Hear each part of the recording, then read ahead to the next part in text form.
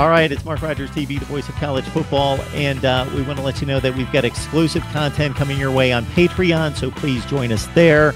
You can join the Super Chat as well and help us as you contribute to Mark Rogers TV, the voice of college football. And I got to thank Jake Evans from the Rebel Walk. He has been waiting patiently, listening to all sorts of nonsense from the Pac-12 and the ACC. And what is that all about, Jake? We know where the best football is played, right? I don't know about all that jazz, but I know the SEC is the best, and I'll leave it at that. That's what I figured I was going to hear there. Yep. How are the Rebels looking? Well, you know, we're only a few practices in, and I'm assuming it's the same way across the country, but the media doesn't get to see too much. Otherwise, they'd probably spill all the secrets. But, you know, we're all things considered, we're excited about this team. Lost a lot of talent from this past year. You know, we saw the Rebels kind of took over the combine, it seemed like, with DK Metcalf and company. So there's a lot of talent that is being missed from last year, but we think we're replacing it pretty well, and we're confident. Like Shireen just mentioned, we're excited with Rich Rodriguez coming in on offense and then Mike McIntyre on the defense. So we're looking up for this year. We're excited. That NFL Combine performance by a number of those guys was pretty impressive. You had the fastest defensive back, correct? Correct. Yep, Zedrick Woods. And as you mentioned, Metcalf was outstanding. Yes. Yeah, it was, you know, we've known that DK Metcalf is an athletic specimen since he was like a junior in high school, I think. Here, you know, he's from Oxford, so he's been around this forever. And you know, he's kind of been a well-guarded secret because he had 2 season-ending injuries. He broke his foot his freshman year against Wofford, and then he had the neck injury, I think, 6 or 7 games in this year. So he was kind of a well-guarded secret because he never put up crazy numbers, and he was always playing second fiddle to A.J. Brown all 3 of his years here. So he was a well-guarded secret, but it was great to see him getting to put on a show and, you know, show what he's all about and show that he is, you know, a playmaker, a guy who's got a great body for the NFL that, you know, hopefully will be making plays on Sunday for a long time. You know, we talked the last time we had you on maybe a month ago concerning, while you've got a young, inexperienced head coach, you've got a situation where you've got 2 fairly successful head coaches on the other side of each of the line of scrimmage. On the offensive side, of course, Rich Rodriguez, Mike McIntyre defensively, where they can support Matt Luke and kind of help him along. And he's obviously got 2 seasons under his belt already. So it's a well-fortified coaching staff that should gain a lot of credibility and respect from the players. Yeah.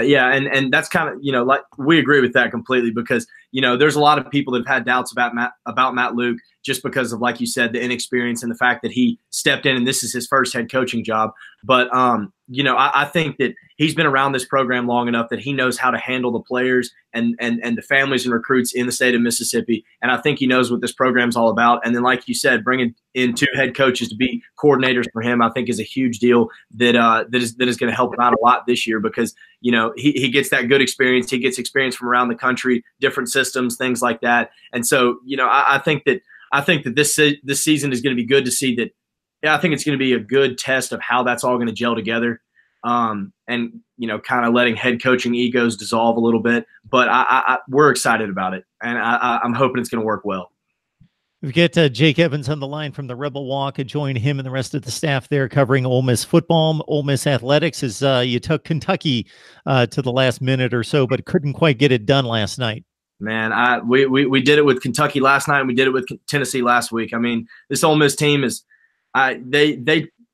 it seems like in every sport they seem to play to the level of their competition. I mean, you know, they took Tennessee down to the wire, and we really thought they should have won that game last week. And then they go to Arkansas over the weekend and lose, and then come back home to Kentucky and take them right down to the wire. So, you know, they're a good team.